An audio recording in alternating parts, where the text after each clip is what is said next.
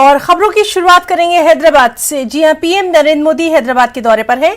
इस मौके पर पीएम मोदी ने बेगम एयरपोर्ट पर बीजेपी कारकुनों से खिताब किया। अपने खिताब में पीएम मोदी ने वजीर आला केसीआर को निशाना बनाया। पीएम ने कहा कि तेलंगाना में परिवारवाद की सियासत ने रियासत के मुस्तकबिल को अंधेरे में ढकेल दिया है। एक परिवार, साम दाम दंड भेद, ये रास्ता अपना करके तेलंगाना को तबाह करने में नई नई साजिश करते रहे। साथियों, परिवारवादी पार्टियां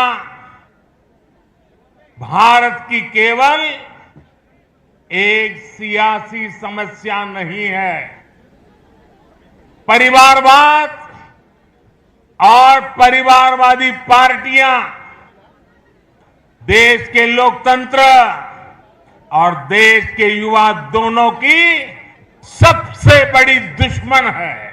इसलिए आज 21वीं सदी के भारत के लिए परिवारवाद से मुक्ति, परिवारवादी पार्टियों से मुक्ति एक संकल्प भी है और एक नैतिक आंदोलन भी है।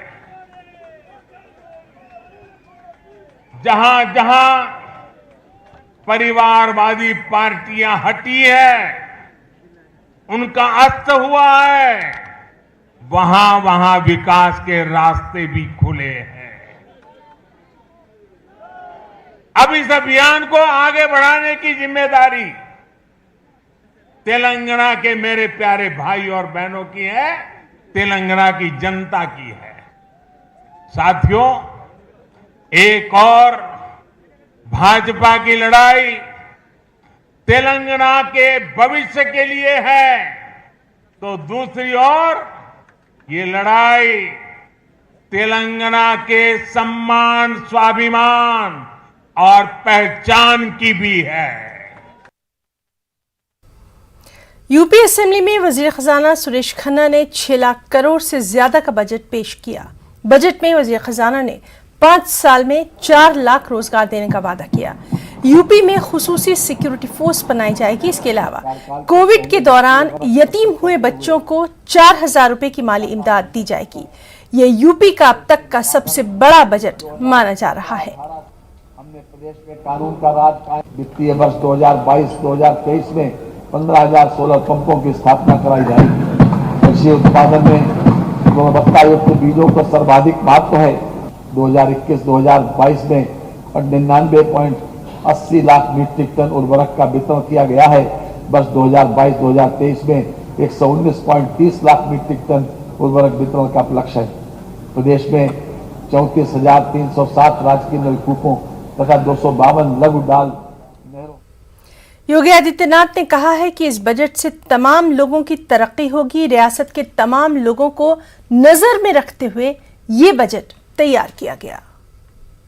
25 करोड़ जनता की जनाकांक्षाओं की भावनाओं के अनुरूप प्रदेश के समग्र विकास को ध्यान में रख करके गांव, गरीब, किसान, नौजवान, महिलाएं, श्रमिक और समाज के प्रत्येक तबके को ध्यान में रख करके बनाया गया है। आदरणीय प्रधानमंत्री जी के नेतृत्व में, उनके मार्गदर्शन में लोक कल्याण संकल्प पत्र की भावनाओं के अनुरूप देश की सबसे बड़ी आबादी का राज्य उत्तर प्रदेश उन जन आकांक्षाओं की पूर्ति कर सके और समग्र विकास के लक्ष्य को प्राप्त करने में सहायक हो सके, इस दिशा से उत्तर प्रदेश सरकार का यह बजट 5 वर्षों का एक विजन भी है, जो प्रदेश के सर्वसमावेशी समग्र विकास के साथ साथ एक उज्जवल भविष्य की रूपरेखा भी तैयार करेगा। उधर अखिलेश यादव ने कहा है कि रियासत में तमाम काम पुरानी सरकार के ही नजर आ रहे हैं। ये सरकार सिर्फ कागजों पर ही तरक्की करती है। जो बजट है, दिल्ली से जो मदद मिलती है उसका भी एडिशन बजट है। ये जो 6 लाख करोड़ के लिए ताली बज रही हैं वो दिल्ली के बजट को जोड़ करके बजट है। और फिर कल भी मैंने कहा था कि दिल्ली की सरकार की मदद क्या है। अगर मुंबई से लेकर के दिल्ली तक एक्सप्रेसवे बन रहा है तो यूपी को क्यों छोड़ा जा रहा है, यूपी को क्यों नहीं जोड़ा जा रहा है। और अभी भी जो पुरानी सरकार के काम थे वही दिखाई दे रहे हैं। सैनिक स्कूल कोई नया नहीं बना। अगर कोई सैनिक स्कूल के लिए बजट दिया गया हो तो बताओ, वही पुरानी सरकार के जो सैनिक स्कूल हैं वही हैं। मेडिकल की जो व्यवस्थाएं थी गरीबों के लिए, ये दावा करती है सरकार कि मेडिकल कॉलेज लखनऊ में इतने ओपीडी हैं, इतनी संख्या में पीजीआई में लोग आते हैं, इतनी संख्या में लोग आपके लोहिया इंस्टीट्यूट में इलाज कराने आते हैं। लोग लाखों की संख्या में लखनऊ इसलिए आ रहे हैं क्योंकि जिले स्तर पे जो आपके अस्पताल होने चाहिए वो बर्बाद हो गए। इस सरकार ने पिछले 5 साल में जो अपना घोषणा पत्र जारी किया था उसमें ये कहा गया था कि 2022 तक किसानों की आय दोगुनी हो जाएगी। आज हम 2022 में हैं, 6वां बजट पेश हो रहा है। उसका जवाब क्या है सरकार के पास? जिस तरीके से महंगाई बढ़ी है और लगातार महंगाई बढ़ रही है, जो कीमत दालों की है, तेल जो खरीदा जाता है उसकी कीमत, डीजल पेट्रोल की कीमत, सीमेंट की, स्टील की, और लगातार आप देखेंगे महंगाई बढ़ी है। इनके लगातार बजट आने से गांव में उदासी है। हमारा नौजवान जो उम्मीद लगा करके बैठा था नौकरी और रोजगार मिलेगा, आंकड़ों में तो दिखाई दे रहा है कि नौकरी और रोजगार हैं। अगर सरकार के आंकड़े देखें तो आंकड़ों में तो दिखता है, लेकिन ज़मीन पर गांव में अभी भी बड़े पैमाने पर नौजवानों के हाथ में काम नहीं है, रोजगार नहीं है, नौकरी नहीं है। दिल्ली में त्यागराज स्टेडियम को शाम 7 बजे खाली करवाने पर बवाल है कि बढ़ता जा रहा है और इसी को बढ़ता देखकर अरविंद केजरीवाल ने एक बयान जारी किया। अरविंद केजरीवाल ने कहा कि दिल्ली हुकूमत के जेर इंतजाम स्पोर्ट्स सेंटर्स खिलाड़ियों के लिए 10 बजे रात तक खुले रहेंगे। दरअसल आईएएस ऑफिसर पर इल्जाम है कि वो अपने कुत्ते के साथ स्टेडियम में चहलकदमी करने आते हैं, इसलिए वहां ट्रेनिंग करने आने वाले एथलीट्स को परेशानी होती है, उन्हें स्टेडियम खाली करना पड़ता है। IAS officer Sanjeev Kharwar 1994 batch के हैं और फिलहाल वो दिल्ली में रेवेन्यू कमिश्नर के ओहदे पर फायज हैं। दिल्ली के मुख्यमंत्री अरविंद केजरीवाल ने एथलीट्स को बड़ी राहत दी है। दिल्ली के सारे स्टेडियम अब रात 10 बजे तक खुलेंगे, जिसमें एथलीट्स रात 10 बजे तक प्रैक्टिस कर पाएंगे। इसकी जानकारी उप मुख्यमंत्री मनीष सिसोदिया ने ट्वीट कर दी है और इसके साथ ही उन्होंने एक मीडिया रिपोर्ट का संज्ञान भी लिया है, जिसमें उनका कहना है कि उनको पता चला था कि त्यागराज स्टेडियम में एथलीट्स को जल्दी प्रैक्टिस खत्म करने के लिए कहा जा रहा है। इस वक्त हम इसी त्यागराज स्टेडियम के अंदर खड़े हुए हैं, जहां पर एथलीट्स और कोच ने शिकायत की थी कि उन्हें जल्दी प्रैक्टिस खत्म करने के लिए कहा जा रहा है। और इस शिकायत के बाद मीडिया रिपोर्ट का संज्ञान लेने के बाद अरविंद केजरीवाल सरकार ने बड़ा फैसला लेते हुए ये कहा है दिल्ली के तमाम स्टेडियम रात 10 बजे तक खुलेंगे और जो एथलीट्स हैं वो भी रात 10 बजे तक यहाँ पर प्रैक्टिस कर पाएंगे। और जिस तरीके से त्यागराज स्टेडियम में प्रैक्टिस करने वाले जो एथलीट्स थे, कोच थे, उन्होंने ये शिकायत की थी कि यहाँ पर प्रधान सचिव जो हैं वो यहाँ पर घूमते हैं और ट्रैक पर उनके साथ उनका पैट भी घूमता है। इसको लेकर शिकायत की गई थी। हालांकि प्रधान सचिव ने इस पूरी खबर का खंडन करते हुए कहा है कि वो घूमने जरूर आते थे, लेकिन किसी भी तरीके से एथलीट्स को जल्दी प्रैक्टिस खत्म करने के लिए या कोचेस को जल्दी प्रैक्टिस प्रैक्टिस खत्म करने का कोई निर्देश नहीं दिया गया था और खाली समय में वो यहाँ पर आते थे और उसी के बाद ये पूरा मामला संज्ञान में आया, जिसका पूरा चर्चा जो है एक मीडिया रिपोर्ट में सामने आई और उसके बाद दिल्ली सरकार ने फैसला लेते हुए ये बड़ी राहत एथलीट्स को दी है कि जो स्टेडियम है वो रात 10 बजे तक खुल पाएंगे और जो खिलाड़ी हैं जो प्रैक्टिस करते हैं वो रात 10 बजे तक स्टेडियम में आकर प्रैक्टिस कर पाएंगे। कैमरा पर्सन नगेंद्र के साथ रचना, न्यूज़ 18 दिल्ली। मथुरा में श्री कृष्ण जन्मभूमि की जगह और उससे मुल्हिक शाही ईदगाह मस्जिद है, जिस पर जमीन की मिल्कियत को लेकर तनाज़ा चल रहा है। इस तनाज़े पर मथुरा के सिविल जज सीनियर डिवीजन अदालत में आज समाअत हुई। अदालत ने तमाम फरीकैन को अर्जदाश पर जल्द जवाब दाखिल करने का हुक्म दिया। ये अर्जदाश सुप्रीम कोर्ट की वकील रंजना अग्निहोत्री ने दायर किया। अर्जदाश में शाही ईदगाह मस्जिद को हटाने की अपील की गई है। इसके साथ ही मुतनाज़ा जमीन को श्री कृष्ण जन्मभूमि न्यास के हवाले करने का मुतालबा किया गया है। अर्जी गुजारों का कहना है कि शाही ईदगाह मस्जिद श्री कृष्ण जन्मभूमि की 13.37 एकड़ अराजी में खड़ी है। हिंदू फरीक का दावा है कि भगवान कृष्ण की जाए पैदाइश और मंदिर का मुकद्दस मुकाम वहीं वाक़ है। अर्जी गुजारों ने अदालत से श्री कृष्ण जन्म स्थान सेवा संस्थान और मस्जिद कमेटी के दरमियान हुए मुआहदे को गैर कानूनी करार देने की भी अपील की। देखिए, आज जो लगभग 2 साल पहले सिविल सूट उनका खारिज हुआ था, तो आज उसकी सुनवाई थी, आज वो दायर किया गया। तो अभी तो उसमें शुरुआत है उसकी, पहले वो हमें कॉपी देंगे, कॉपी के बाद में हम अपना जो उन्होंने बिंदु उठाए होंगे उनका हम बिंदुवार जवाब देंगे, अपना दरवाज़ दाखिल करेंगे। तो आज तो मात्र शुरुआत है उनकी। एक आज सुनवाई के रूप में खाली ये था कि आज ही उनका मुकदमा अब सुना जाएगा, इतना है। कौन सी डेट पड़ी उसमें आज? 1 जुलाई सभी और लगी हुई है उसमें, तो वो भी 1 जुलाई में सुनवाई हो जाएगी। हमारा तो कहना ये है कि जहाँ देखिए मथुरा एक बहुत सौहार्दपूर्ण नगरी है, जहाँ भव्य मंदिर बना हुआ है, पूजा अर्चना जारी है, यहाँ साई मस्जिद ईदगाह बनी हुई है, वहाँ 5 वक्त की नमाज और अन्य धार्मिक कार्यक्रम जारी रहते हैं हमेशा। रास्ते अलग हैं, सीमाएं अलग हैं, कोई विवाद ना पहले था ना कभी है, स्थानीय स्तर पर तो विवाद है नहीं। कुछ बाहरी लोग 2020 में आए, उन्होंने मुकदमा दायर किया, उनका मुकदमा खारिज हुआ, तब उनकी देखा देखी कुछ स्थानीय लोग भी इसमें वादी बनकर आए। लेकिन आज भी आप देख लीजिए, बाहरी लोगों की संख्या मुकदमों की ज़्यादा है। स्थानीय लोग तो उसमें क्या 2 लोग वादी के रूप में 2 मुकदमों में हो सकते हैं, लेकिन बाहरी लोग जिनका कोई अधिकार, ना तो वो ट्रस्ट के सदस्य हैं, ना वो सेवा संघ के सदस्य हैं और ना वो साई मस्जिद के सदस्य हैं। इसमें तो वो किस अधिकार से आए हैं यहाँ पे? ये अभी तक जो पत्रावलियाँ हैं, अभी तक तो उनमें ऐसा कोई कागज दस्तावेज पत्रावलियों पर नहीं है। अब उन्होंने कहाँ दाखिल किया है, अगर उसकी वो कॉपी हमें देंगे तो फिर हम अपना प्रमाण साक्ष्य के साथ में अपने कागज दाखिल करेंगे। मस्जिदों और तारीखी इमारतों पर जारी तनाज़े के बीच कर्नाटक के साबिक़ वज़ीर-ए-आला HD कुमारस्वामी ने सवाल किया है। उन्होंने पूछा है कि क्या टीपू सुल्तान के जरिए मंदिरों को अतिया करदा जमीनों पर अगर मुसलमान दावा पेश करेंगे तो उन्हें ये जमीनें वापस कर दी जाएंगी।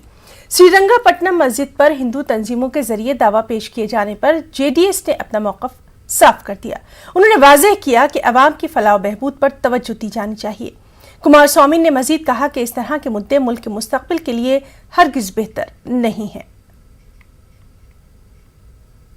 ನಾಳೆ ಹೇಳ್ತಾರೆ ಕೆಲವು ಹಿಂದೂ ದೇವಸ್ಥಾನಗಳಿಗೆ ಟಿಪ್ಪು ಕಾಲದಲ್ಲಿ ಭೂಮಿ ದಾನ ಮಾಡೋನಲ್ಲ, ಅವರಿಗೆ ಕನಸು ಬರ್ತದೆ ಈಗ ಆ ಸಮಾಜಕ್ಕೆ, ಆಗೆಲ್ಲ ಭೂಮಿಯಾಗ ವಾಪಸ್ ಕೊಡ್ತೀರಾ? ಕೇಳಲಿಕ್ಕೆ ಬಯಸ್ತೀನಿ, ಹೆಸರು ಹೇಳೋದಿಲ್ಲ.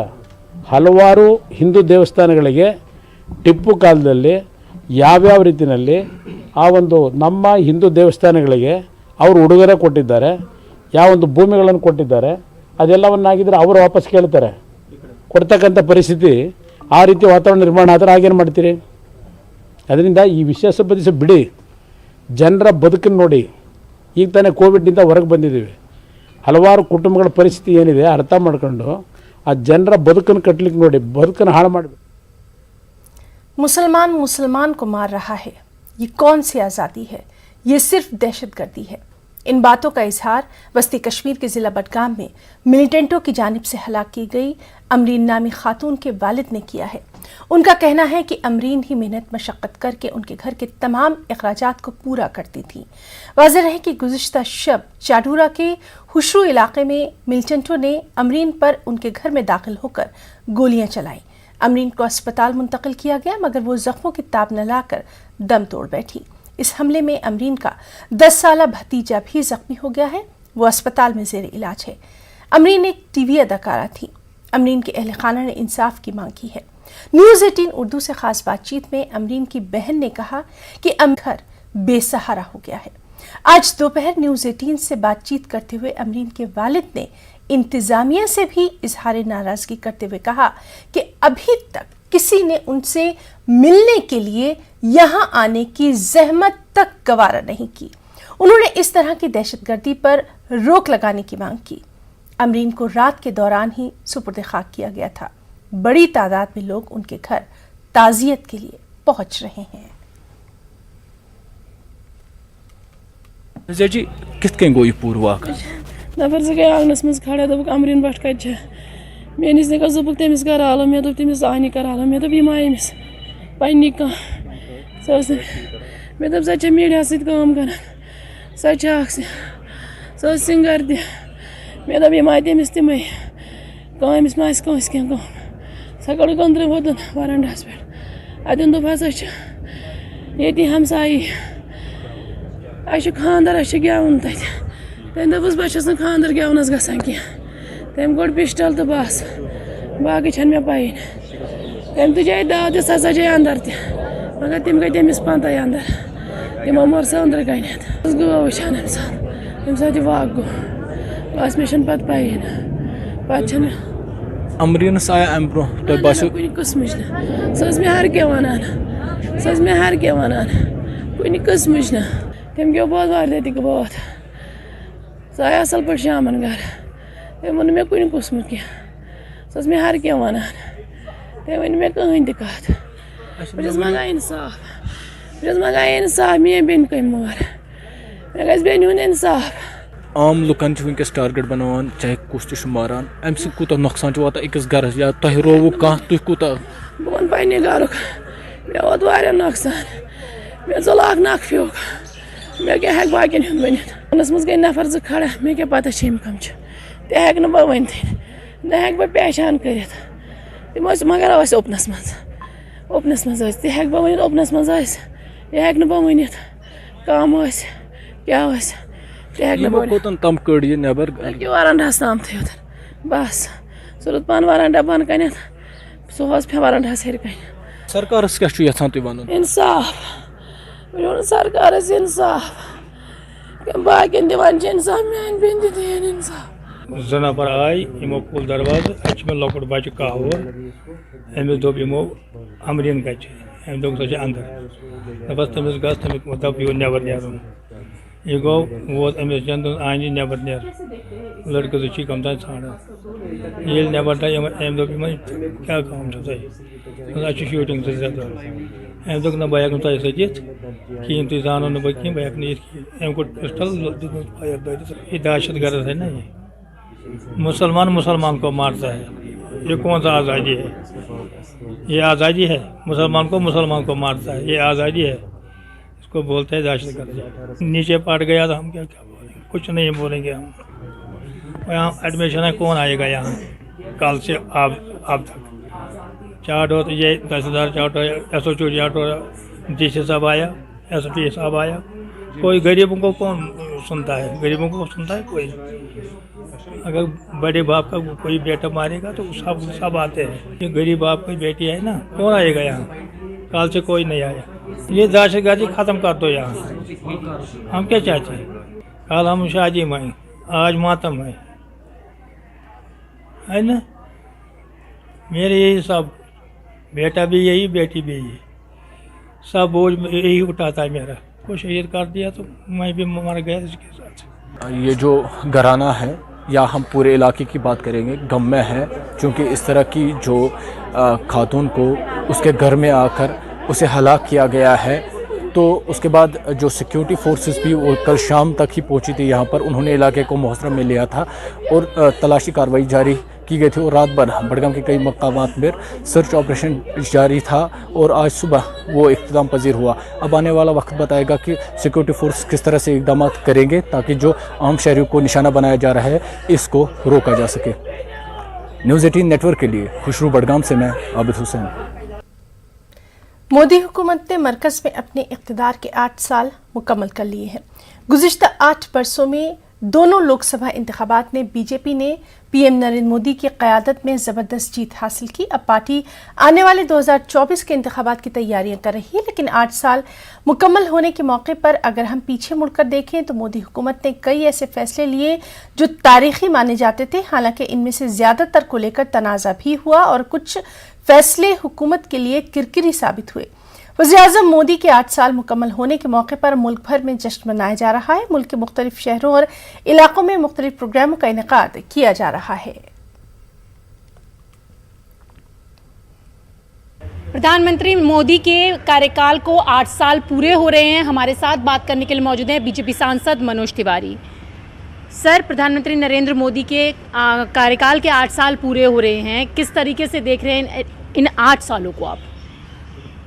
देखिए, वैसे तो नरेंद्र मोदी जी के कार्यकाल के 20 साल पूरे हो रहे हैं। 20 साल से वो सार्वजनिक जीवन में हैं और उन्होंने एक से एक ऐतिहासिक कदम उठाए जनता की भलाई के लिए। प्रधानमंत्री के रूप में उनके 8 साल पूरे हुए हैं, हमारे सांसद के रूप में 8 साल पूरे हुए हैं और निश्चित रूप से इन 8 सालों की जो भी समीक्षा करेगा उसको इतना अवश्य पता चलेगा कि शासन किसको कहते हैं, सबका साथ, सबका विकास, सबका विश्वास किसको कहते हैं। जब इस 8 साल की समीक्षा होगी तब लोगों को पता चलेगा कि जो विश्व गुरु भारत बनने की तमन्ना लिए हमारे देश के लोग नित्य उठते थे, सोते थे, जागते थे, आज जब हम देखते हैं प्रधानमंत्री के पीछे सारी दुनिया खड़ी है तो हमें वो गर्व होता है। हम निश्चित रूप से आज भारत दुनिया को रास्ता बताने लगा है, चाहे वो पर्यावरण से बचाव का है, पर्यावरण के बचाव का है या फिर आतंक से बचाव का है। सर, इन 8 सालों में बहुत सारी चीज़ें देखने के लिए मिली और विपक्ष ने भी कई सवाल उठाए प्रधानमंत्री नरेंद्र मोदी के इस कार्यकाल को लेकर, महंगाई को लेकर, आर्थिक व्यवस्था को लेकर। उस पर क्या जवाब देना चाहेंगे? देखिए, सवाल तो हम स्वागत करते हैं। विपक्ष को हम बार बार यही कहते हैं कि आप सवाल करो, प्रश्न करो और फिर उसका जवाब भी सुनो। विपक्ष सवाल उठाता रहा, सरकार का जवाब नहीं सुना, प्रधानमंत्री जी का जवाब नहीं सुना, हम सांसदों का जवाब नहीं सुना, तो जनता ने जवाब दे दिया उन लोगों को।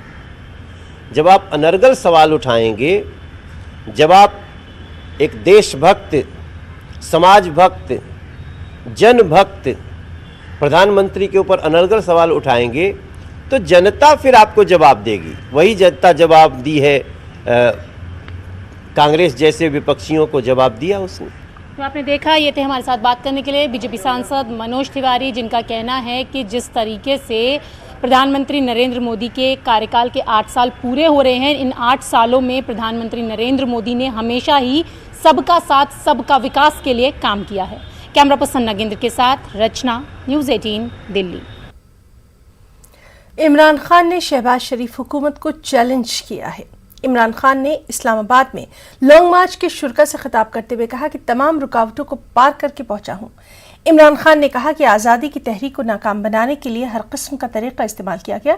उन्होंने मुतनब्बे किया कि इंतखाबात के ऐलान तक इस्लामाबाद में ही बैठेंगे। इमरान खान ने इंतखाबात की तारीखों का ऐलान करने और असम्बलियां तहलील करने के लिए 6 दिनों का अल्टीमेटम भी दे दिया, वरना अपने एहतजाज में शिद्दत लाने की भी उन्होंने धमकी दी।